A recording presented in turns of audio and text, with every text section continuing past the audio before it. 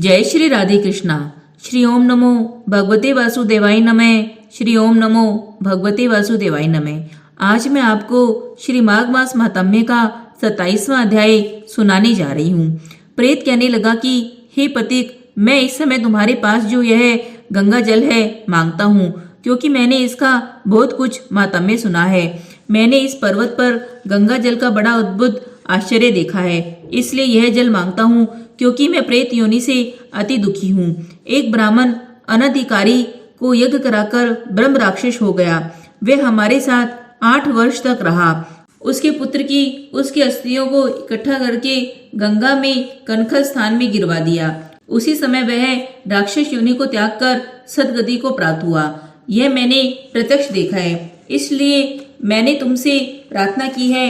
मैंने पहले जन्म में तीर्थ स्थानों पर बड़े बड़े दान लिए थे और उनका प्रायश्चित नहीं किया था।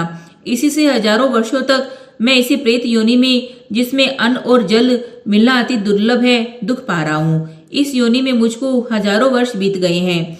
इस समय आप जल देकर मेरे प्राणों को जो कंठ तक आ गए हैं उससे बचाओ।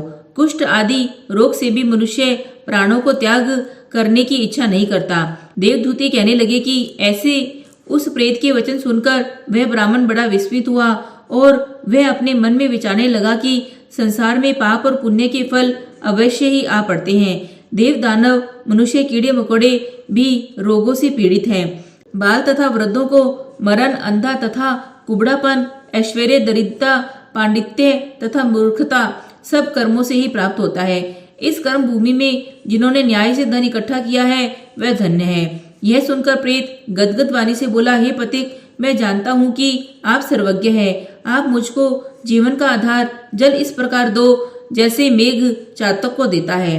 तब पथिक कहने लगा कि हे प्रेत, मेरे माता पिता भृगु क्षेत्र में बैठे हैं। मैं उन्हीं के लिए जल लाया हूँ। अब बीच में तुमने गंगा के संगम का जल मांग लिया। अब मैं इसी धर्म संदेह में पड़ गया कि क्या कांड वस्तु में यज्ञों को इतना नहीं मानता जितना प्राण रक्षा को मानता हूँ। इसलिए प्रेत को जल देकर तृप्त करके माता पिता के लिए फिर जल लाऊंगा। लोमस जी कहने लगे कि इस प्रकार उस पथिक ने गंगा यमुना के संगम का जल उस प्रेत को दिया। उस प्रेत ने प्रीतिपूर्वक जल को पिया। उसी समय वह प्रेत शरीर को छोड़कर दिव्य देहधारी हो गया। केरल कहने लगा कि बिंदु मात्र गंगा जल से वह प्रेत मुक्त हो गया। गंगा का जल अति पवित्र है। हम समझते हैं कि ब्रह्मा जी भी इस जल के गुण का वर्णन नहीं कर सकते, नहीं तो महादेव जी इस जल को मस्तक पर धारण क्यों करते।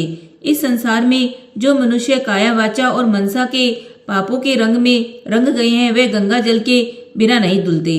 गंगा जल के सेवन से मुक्ति सदा सन्मुख खड़ी रहती है। जिसके जल को स्पर्श करते ही प्रेत योनि से छूटकर मुक्ति को प्राप्त हो जाता है। जो गंगा स्नान करता है वह वैष्णव पद को प्राप्त होता है।